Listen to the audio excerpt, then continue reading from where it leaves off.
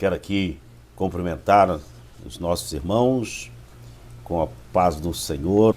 Nós vamos para o texto bíblico, livro de Jonas. Jonas, capítulo 1, versículo 1 ao versículo 8. Então diz a palavra do Senhor: E veio a palavra do Senhor a Jonas, filho de Amitai, dizendo: Levanta-te, vai à grande cidade de Nínive e clama contra ela, porque sua malícia subiu até minha presença.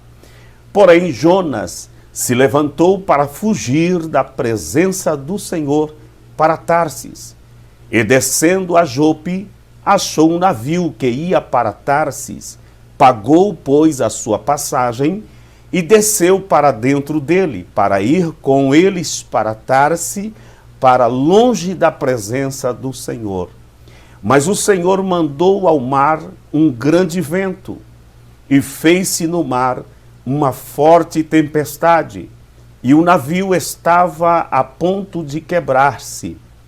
Então temeram os marinheiros, e clamavam cada um ao seu Deus, e lançaram ao mar as cargas que estavam no navio, para o aliviarem do seu peso. Jonas, porém, desceu ao porão do navio e, tendo-se deitado, dormia um profundo sono.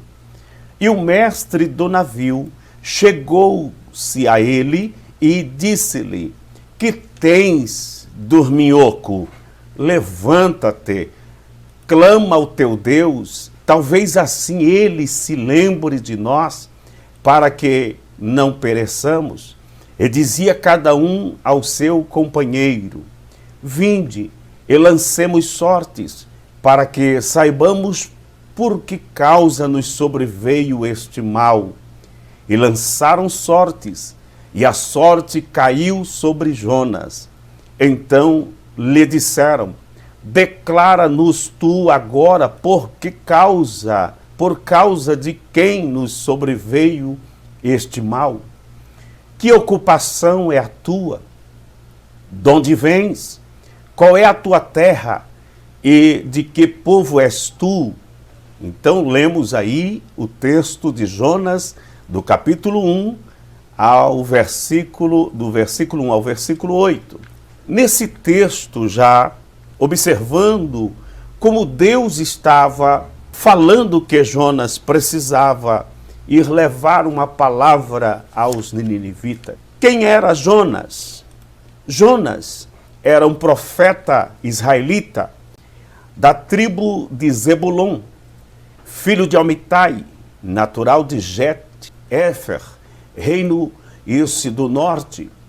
Israel tinha como capital Samaria e na época estava o rei Jeroboão II, aproximadamente no ano 793 e 753.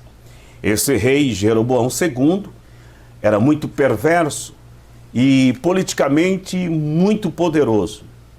A sua nação desfrutou de prosperidade econômica e uma paz militar. Reinou aproximadamente 41 anos. O seu sucessor foi seu filho Zacarias. Isso nós podemos encontrar um texto sagrado que menciona essa data, que pode até mesmo aproximar isso para nós compreendermos melhor, em 2 Reis, capítulo 14, e o versículo 16 ao 29. Nós não vamos ler o texto, mas se você quiser marcar, você marca em 2 Reis, capítulo 14, do versículo 16 ao versículo 9, você vai ver que Jeroboão era o rei que estava ali quando Jonas também, nessa época, nós podemos então afirmar que estaria aproximadamente no ano 793, 753 antes de Cristo. Se ao dizermos nessa data, irmãos, também nós temos o Reino do Sul. E quando nós temos o Reino do Norte, temos que lembrar que as 12 tribos foram divididas, isso após a morte de Salomão. Salomão, depois que morreu, então houve a divisão das tribos. 10 ficaram ao norte, 2 ficaram ao sul. E logo então, quando essas 2 também que ficaram no sul, nessa mesma época, no sul está o rei Uzias, ou Azarias. Isso aproximadamente do ano 792 a 740 a.C. O Reino Sul, nós tínhamos como capital Jerusalém, e desta época, falando no rei Uzias, você não pode esquecer do profeta Isaías, quando o seu livro mostra também bem preciso que Isaías estava como profeta do sul quando o reino de Uzias. Pois bem, isso é só apenas um caráter de informação para você ter a certeza de que o profeta Jonas é algo importante para nós meditarmos, e nesta oportunidade eu quero poder fazer com que esta história, né? Alguns teólogos já afirmaram que essa história talvez não seria assim, seria uma parábola. Todavia, nós cremos que não é uma parábola, e sim verídica. O profeta Jonas, tem aí as datas que eu coloquei para você, várias menções que nós poderíamos falar mais, e principalmente se você também for acompanhar os profetas menores. Naum profetiza também concernente a Nínive. Mas o assunto que eu gostaria de estar abordando nessas 5 perguntas feitas a um homem em decadência. E qual é a decadência? A decadência do profeta Jonas. Em primeira condição está no nível espiritual, a decadência espiritual da vida deste homem. Por quê?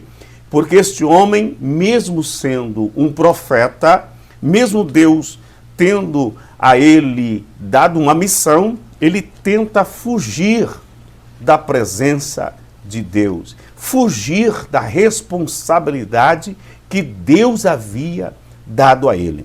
A distância. Quando a Bíblia diz lá que nós lemos que ele foi até Jope. Por que Jope? Perto de Jope está Jerusalém. Jerusalém, ali é o ponto principal, porque Jope está bem próximo dessa cidade de Jerusalém. E você encontra o versículo 3. O versículo 3 diz: descendo a Jope, ele desceu, primeira decadência, descer para Jope. Ele sai da região que estava ali e vai até Jope, no sentido de realmente fugir da presença do Senhor. E encontra ali um navio. A Bíblia diz que ele encontra um navio, e esse navio vai com destino a Tarsis. Indo ao destino a Tarsis, observe que é do outro lado. Todavia, essa distância, Deus o impediu, porque Deus fez com que acontecesse algo diferente. Qual era o trajeto de Jonas? O trajeto de Jonas era apenas para nós vermos, era de Jope, antes de Jerusalém, a sair a Nínive. A decadência, então, está exatamente, primeiro, o versículo 3, ele desce para Jope. Ali encontra um navio, ele encontra um navio. E o versículo 5, chegando no navio, ele desceu aos lugares do porão. Então ele foi lá para o porão. Versículo 17, do mesmo capítulo, versículo 17. Esteve Jonas 3 dias e 3 noites nas entranhas do peixe. Isso porque Jonas se levantou para fugir de diante da face do Senhor. Ele queria sair para Tarsis, observa o versículo, e desceu para Jope e achou um navio.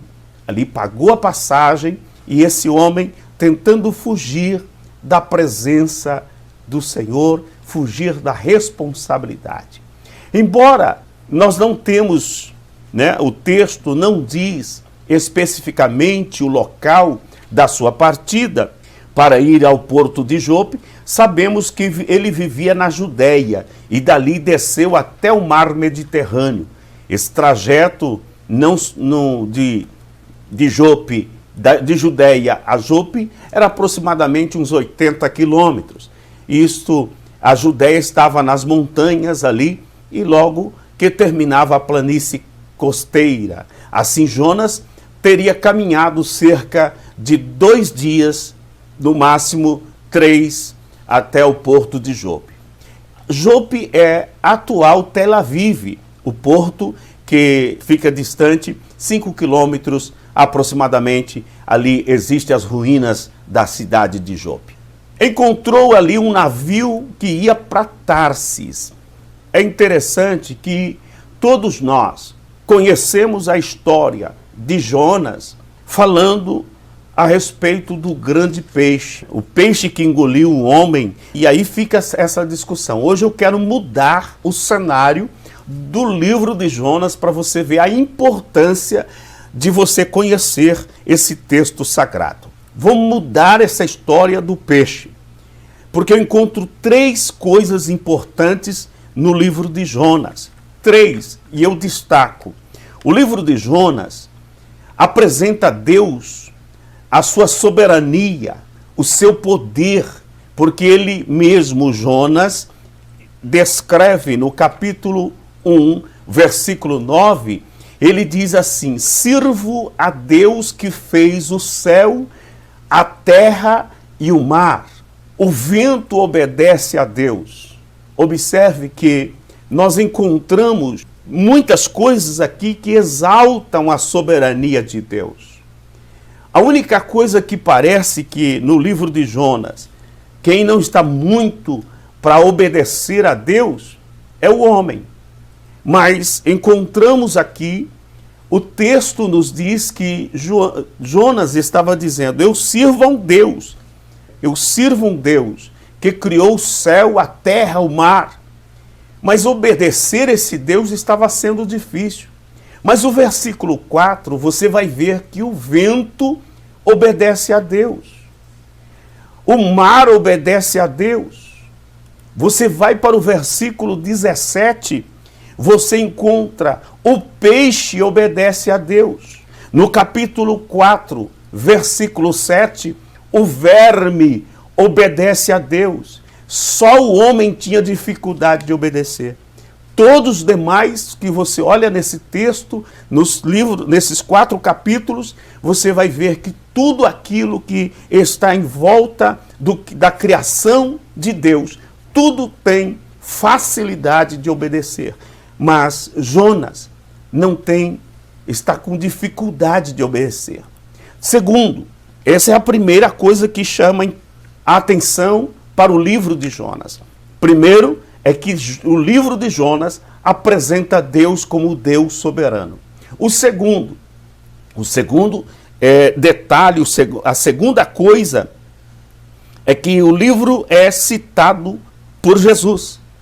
E você pode ir para Mateus capítulo 12, versículo 38 e 42 ao 42. E você vai encontrar então o texto que o próprio Jesus está falando do livro de Jonas, da história de Jonas. Aqui faço um parênteses e digo: se essa história não é verídica, se esta história de Jonas, como alguns querem colocar, até então, para não acontecer a fé nesses versículos, eles tiraram de que este versículo era apenas uma parábola. Mas se isso acontecesse, o próprio Jesus, que nunca mentiu, estaria contando uma história mentirosa para aquele povo. E o versículo 38, então, nós lemos assim, Mateus, capítulo 12, versículo 38. Então, alguns dos escribas e dos fariseus tomaram a palavra dizendo: Mestre, quiséramos ver da tua parte algum sinal. Versículo 39. Mas ele lhes respondeu e disse: uma geração má e adúltera pede um sinal, porém não se lhe dará outro sinal senão o do profeta Jonas. Pois, como Jonas esteve 3 dias e 3 noites no ventre da baleia, assim estará o Filho do Homem 3 dias e 3 noites no seio da terra.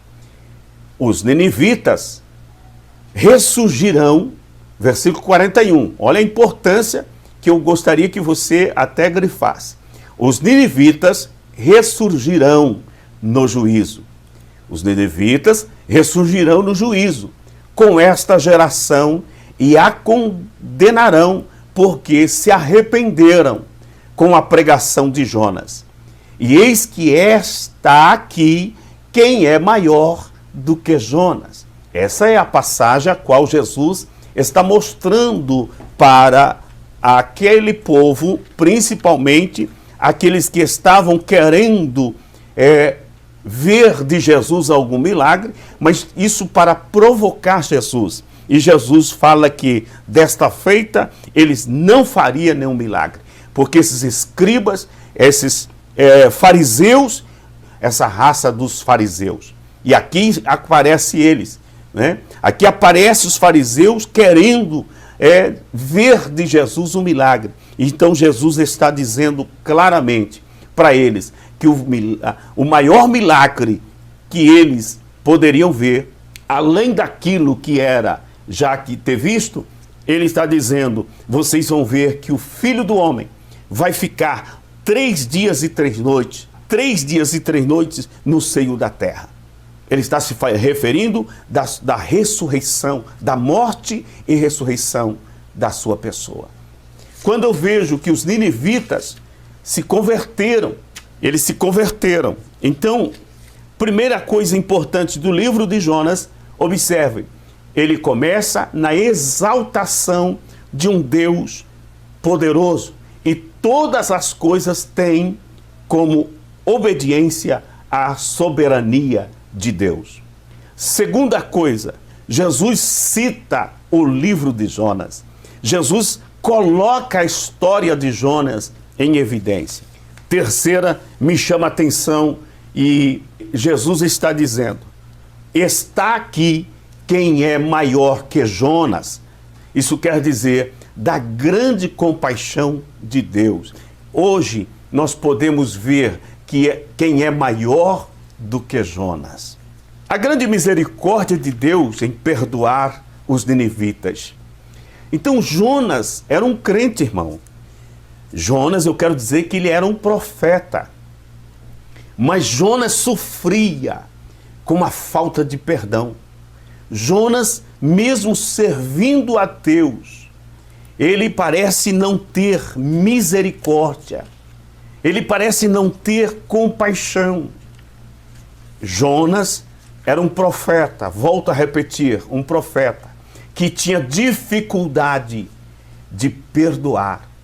Jonas não queria que os ninivitas se convertessem. E interessante que na história, você vai ver que Jonas teve mais dó da aboboreira quando morreu do que dos ninivitas. Isso nós podemos ver que no capítulo 4 de Jonas, versículo 10, você vai ver que Jonas, o Senhor disse a Jonas, versículo 10, e disse o Senhor, tiveste compaixão da aboboreira, na qual não trabalhaste, nem a fizeste crescer, que em uma noite nasceu e em uma noite pereceu? E não hei de eu ter compaixão da grande cidade de Nínive, em que estão os mais de 120.000 homens que não sabem discernir entre a mão direita e a mão esquerda, e também muitos animais. Observe como que Deus chama a atenção de Jonas. Esse era o profeta que, mesmo sendo um crente, não via a misericórdia de Deus. Então agora eu quero mostrar para vocês 5 perguntas que foram feitas a este homem, esse profeta, esse homem de Deus? 5 perguntas feitas a um homem em decadência. Jonas 1, versículo 8. Então lhe disseram: declara-nos agora, por causa de quem nos sobreveio este mal? Que ocupação é a tua? De onde vens? Qual a tua terra? De que povo és tu? A primeira pergunta: declara-nos agora, por causa de quem nos sobreveio este mal? Essa pergunta pode repercutir também para nós nos nossos dias. E eu queria aplicar essa palavra e que você pode estar pensando: por que nos sobreveio este mal? Mal este que está assolando o mundo inteiro. Mal este que está assustando as pessoas. Por que nos sobreveio este mal? Mas eu posso responder: primeiro, por que é que veio este mal? Isso é a consequência da desobediência. Quando aqueles homens puderam fazer a pergunta para Jonas: por que nos sobreveio este mal?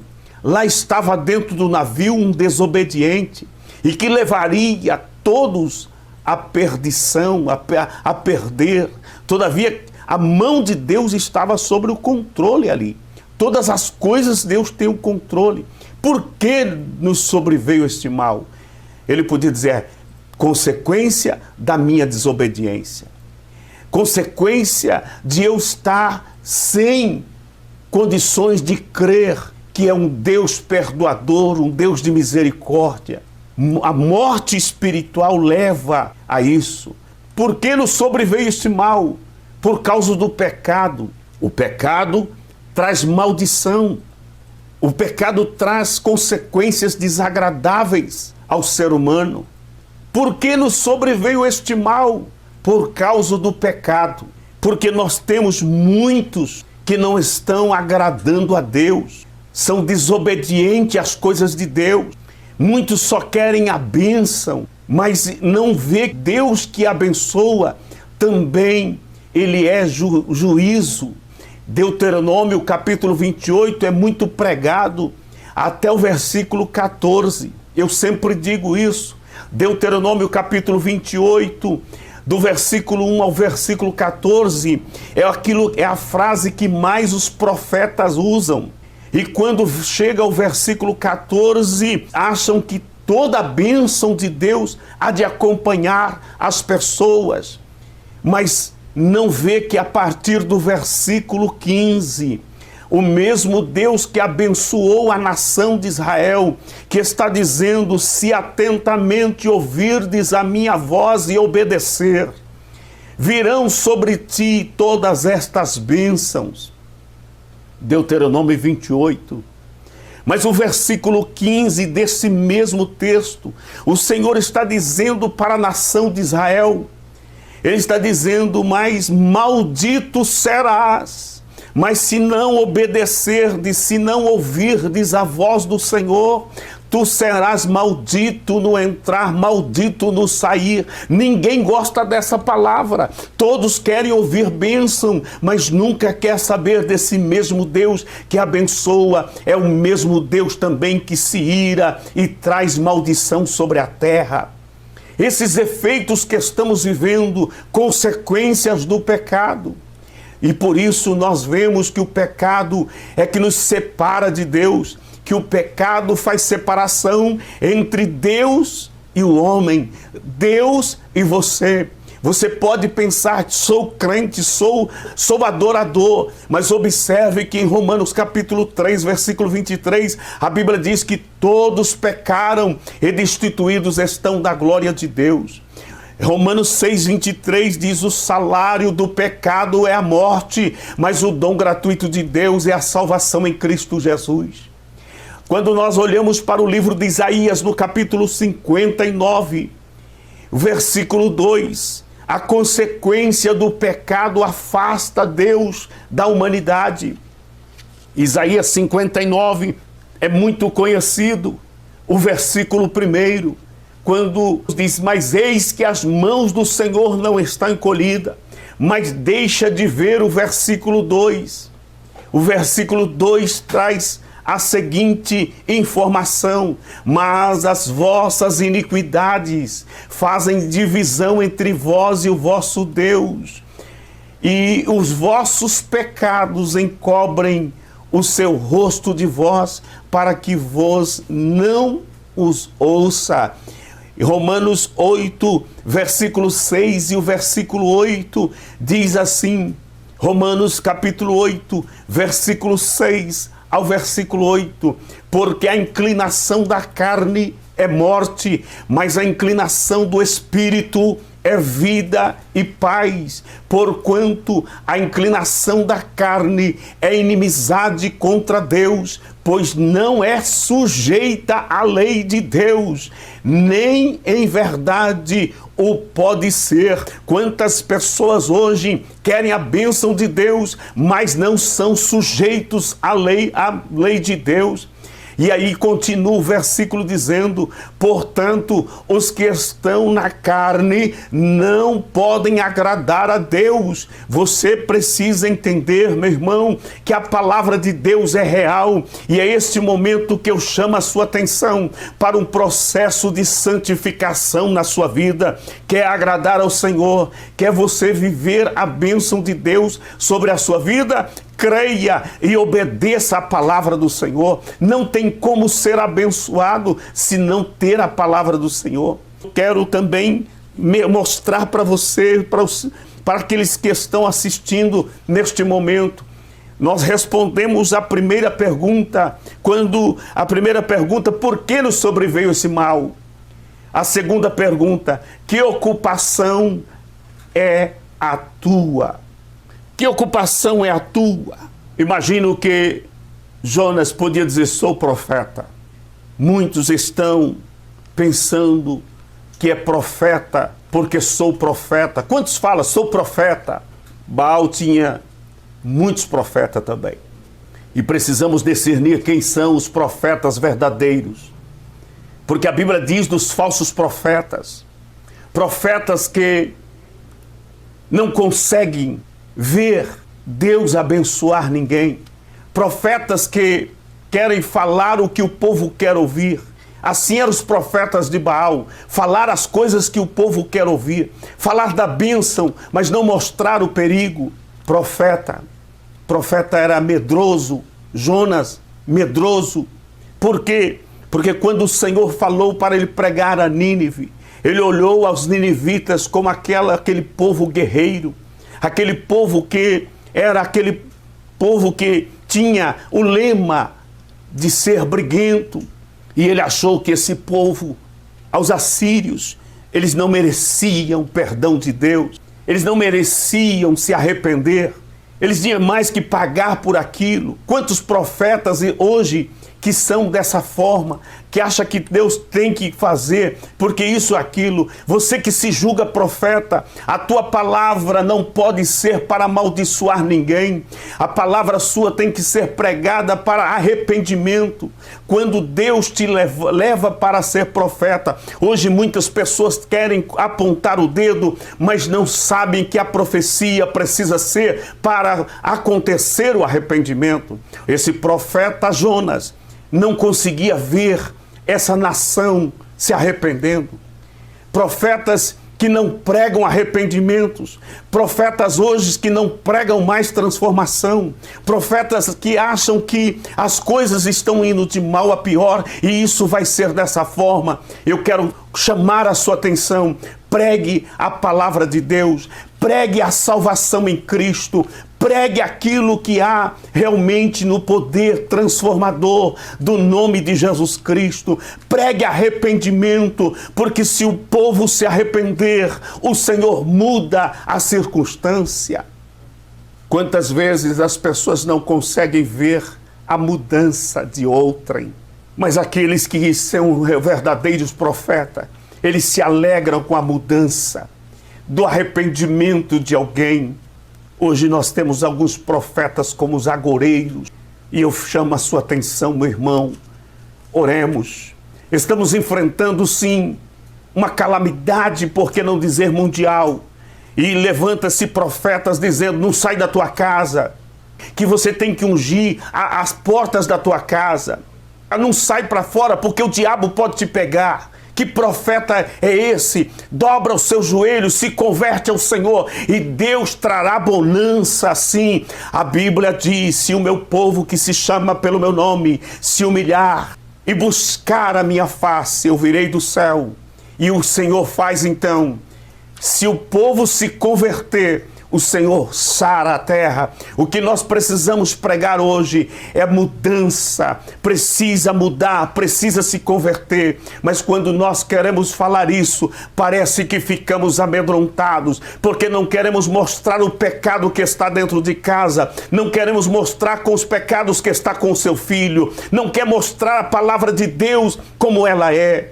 Você passa por cima. Hoje os casamentos são muitas vezes tão vulneráveis. A população, a sociedade está caminhando de mal a pior e todavia ninguém se levanta contra o pecado da separação conjugal. Quantas vezes pessoas estão achando que é comum, que é normal, quando a Bíblia diz que isso não é normal. Qual é aquele que se levanta para dizer que isso é contrário à vontade de Deus? Quantos aqueles que acham que são adoradores, mas não têm vontade de estar um minuto para aprender a palavra de Deus? Querem viver o oba-oba, mas eu quero mostrar como profeta, como sacerdote, como ministro da casa de Deus, algo que pode transformar a tua vida, mudar o teu interior. Muda, se converta e Deus realmente trará bênção para a tua vida. Bendito seja o nome do Senhor. A terceira pergunta: de onde vens? De onde vens? Da onde que nós podemos vir? Todos nós somos frutos, somos obras do Criador. Somos formados por Deus. Nós fomos criados pelo Senhor. Todo ser humano é diferente de toda criatura. Deus criou uma especialidade tão grande e ele compôs a tricotomia, espírito, alma e corpo, e ainda a Bíblia diz que todos esses três devem se apresentar santos e irrepreensíveis diante de Deus. Você deve estar santo no espírito, na alma e no teu corpo, adorando ao Senhor. Não pense que isso deve ser apenas uma parte, é todo o seu interior. Seja pleno, irrepreensível diante do Senhor. Fomos criados por eles, somos criados por Deus. De onde vens? Deus nos criou, criou em espírito, criou uma alma, de maneira que devemos prestar conta diante dele daquilo que ele nos deu. De onde vens? Vimos da parte do Senhor para sermos adoradores. Mas a transgressão, a desobediência, muitas vezes nos distancia desse Criador. Quarta pergunta: qual a tua terra? Você que está me assistindo, meu irmão, qual é a tua terra? Se você disser que a tua terra é aqui mesmo, você pode correr um grande perigo. Disse o Senhor: nós não somos deste mundo. Estamos apenas de passagem, somos peregrinos. A minha pátria está no céu, a minha casa está no céu. Nós temos que ter convicção de que nós não somos desta terra. A nossa terra é a Nova Jerusalém, conquistada pelo nosso Jesus. E ele disse que muito em breve nos levaríamos para essa terra. Então somos peregrinos. Eu quero que você nesta noite sinta renovados em espírito, renovados na sua alma, renovados para servir ao Senhor, porque a sua pátria não é aqui, a sua cidade não é aqui. Muito em breve o Senhor estará nos levando para a nossa pátria celestial. E para concluir, a quinta pergunta: de que povo és tu? De que povo és tu? O profeta disse: eu sou hebreu, sou hebreu. Isso quer dizer que ele estava dizendo: eu tenho uma marca, eu sou hebreu, eu sou daqueles que sirvo a um Deus, Criador do céu e da terra. Quantos de nós podemos dizer isso? Mas eu quero dizer que, para dizer que somos dessa terra, que pertencemos ao Senhor, dentro de nós também tem uma marca do sangue de Jesus Cristo. É aquilo que nos faz diferente, aquilo que nos chama a atenção para vivermos uma vida de santificação, ser diferente. A Bíblia diz no livro de Malaquias: e vereis a diferença do que serve a Deus e do que não serve. Quem serve ao Senhor tem uma luz que brilha dentro dele. Quem serve ao Senhor tem a diferença no seu viver. Quem tem servindo ao Senhor uma luz que brilha, muitas vezes importuna muitas pessoas, mas que a glória do Senhor continue brilhando dentro de você. Tenha certeza de que o teu nome está escrito no livro da vida. De que povo és tu? Você pode dizer: eu pertenço à igreja do Senhor, que muito em breve será arrebatada. Eu creio que muito em breve o Senhor estará tirando a sua igreja desta terra. E se você pode dizer: também faço parte, sinta neste momento a alegria do Espírito, o gozo do Espírito Santo em deixarmos muito em breve esta terra, porque nós temos uma diferença. O Espírito de Deus comunica com o meu espírito, com o Espírito de Deus, que sou filho dele. Se você que está me assistindo, meu irmão, dê um glória ao Senhor e sinta esta comunhão com ele. A graça de Deus que vai enchendo o seu coração é semelhante ao momento do arrebatamento, quando o Senhor Jesus vir buscar o seu povo. Eu aqui, você aí, sentindo a mesma glória, aquele vontade de subir. O Senhor colocará um novo cântico na sua boca e você então subirá ao encontro do Senhor, porque a nossa terra não é aqui, o nosso país não é aqui. Nós temos uma marca que o Senhor colocou na nossa vida. Somos marcados para servir a Ele. Meu irmão, não desanime, não fique triste, porque a situação do mundo que estamos vivendo chega ao momento de você estar aí sem poder vir à igreja, mas eu quero dizer que a igreja vai até você através desta palavra. Sinta o renovo, se puder sentir toque do Espírito, receba a cura e o milagre da parte de Deus.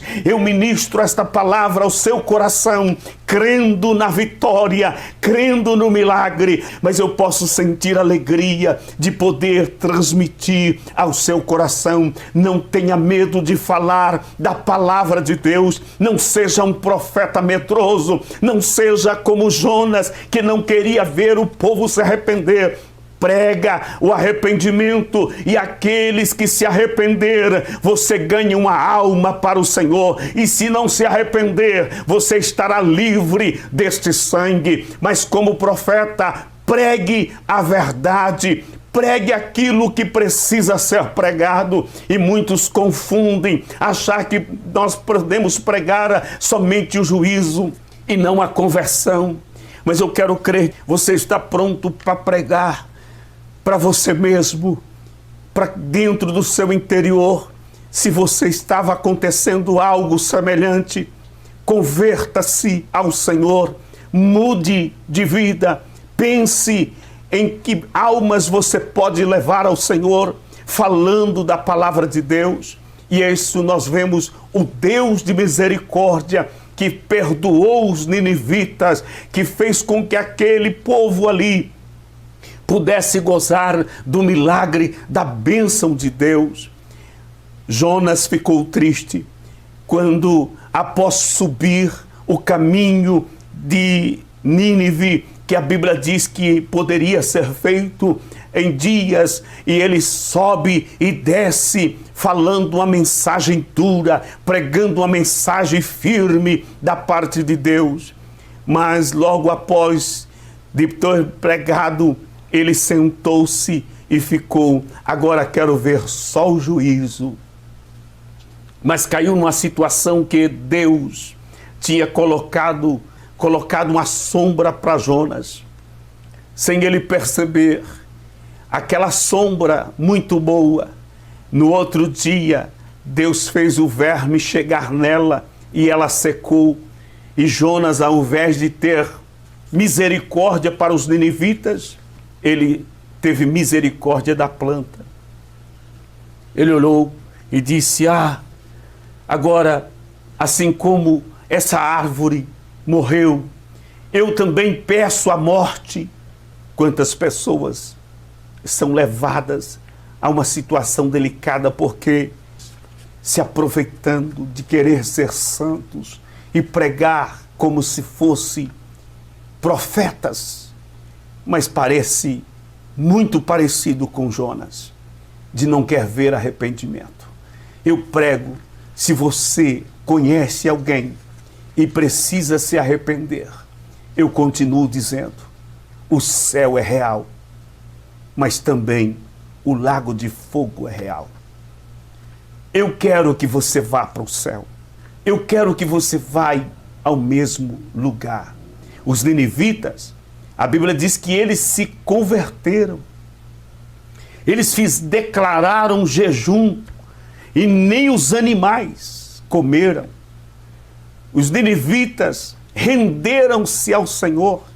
E como Deus não perdoar aquele que cai aos seus pés? Hoje, o pecado prolifera até mesmo no meio daqueles que se diz cristão, mas diga para ele, se converta.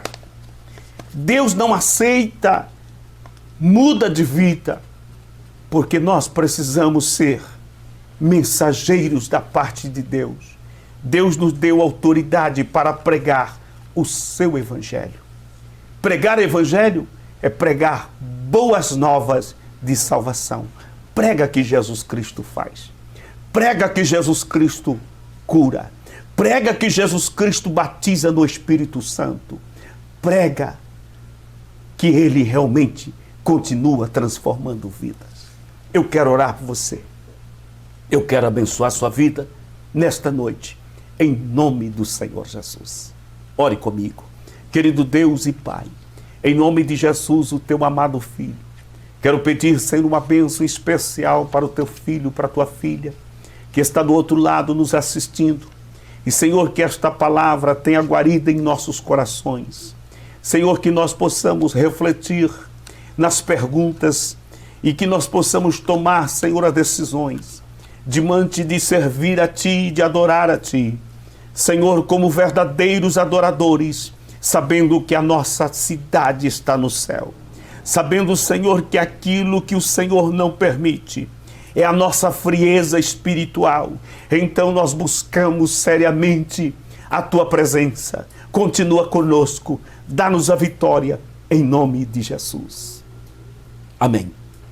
Amém. Glória a Deus, glória a Deus, glória a Deus. Não desanime, seja crente fiel, continue servindo a um Deus poderoso, pois Ele continua a lhe abençoar.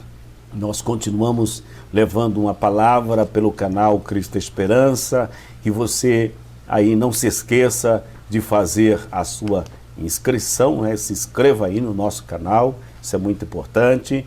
Também você dá aí o seu like, o seu joinha, né? Aí para o nosso canal crescer aí, amanhã nós podemos atingir mais pessoas no nosso canal. Não esqueça também de acionar o sininho. O sininho faz com que nós, quando colocamos vídeo no canal, você é alertado.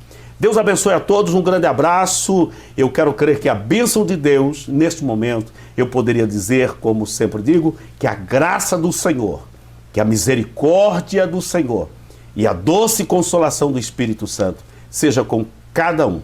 E todos podem dizer